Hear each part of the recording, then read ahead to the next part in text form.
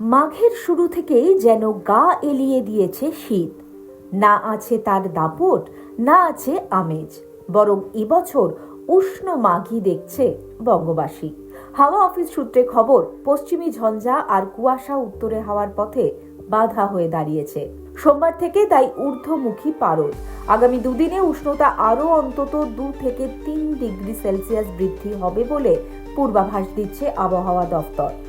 সকালের দিকে কিছুটা ঠান্ডার আমেজ থাকলেও বেলা বাড়ার সঙ্গে সঙ্গে তা কার্যত উধাও। একের পর এক পশ্চিমী ঝঞ্ঝা অবস্থান করছে রাজ্য সংলগ্ন এলাকায়। পাকিস্তান ও সংলগ্ন উত্তর পশ্চিম ভারতে রয়েছে পশ্চিমী ঝঞ্ঝা।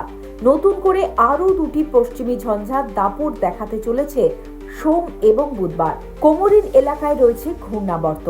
অসম, উত্তরপ্রদেশ এবং রাজস্থানে অবস্থান করছে আরও 3টি ঘূর্ণাবর্ত। দক্ষিণবঙ্গে সোমবার বিক্ষিপ্তভাবে সব জেলাতেই হালকা থেকে মাঝারি কুয়াশা থাকবে।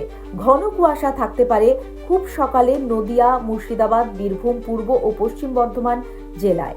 ঘন কুয়াশা বিক্ষিপ্তভাবে 2-1 জায়গায় থাকবে।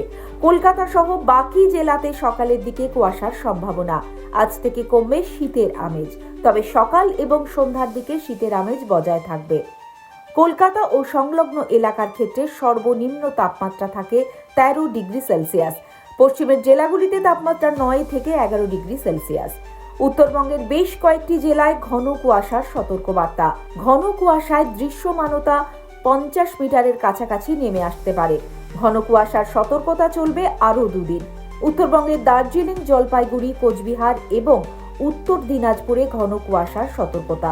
মঙ্গলবার শুধুমাত্র কোচবিহার এবং উত্তর দিনাজপুরের কিছু অংশে ঘন কুয়াশার পূর্বাভাস।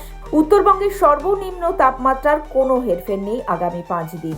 একই রকম আবহাওয়া থাকবে দার্জিলিং এর পার্বত্য এলাকায় 2 থেকে 4 ডিগ্রি সেলসিয়াস এবং উত্তরবঙ্গের অন্যান্য জেলায় 8 থেকে 11 ডিগ্রি সেলসিয়াসের মধ্যে তাপমাত্রা থাকবে।